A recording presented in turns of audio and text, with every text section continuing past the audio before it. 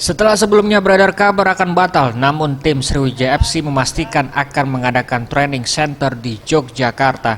Setelah sebelumnya tim Sriwijaya FC hanya melakukan latih tanding atau friendly match dengan tim lokal, kali ini Sriwijaya FC akan melakukan training center guna melakukan friendly match dengan tim asal Pulau Jawa.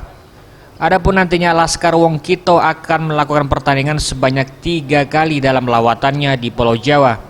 Adapun untuk lawan yang akan dihadapi Sriwijaya FC belum ditentukan, namun sudah ada beberapa tim yang diagendakan untuk bermain melawan Sriwijaya FC. Sementara ini hanya ada satu lawan yang sudah dipastikan, yaitu tim dari Liga 3 Bantul FC. Ditanya mengenai formasi dan susunan tim inti yang akan diturunkan nantinya, Budi mengatakan tidak ada tim inti dalam timnya, semua pemain sama tergantung kebutuhan tim nantinya.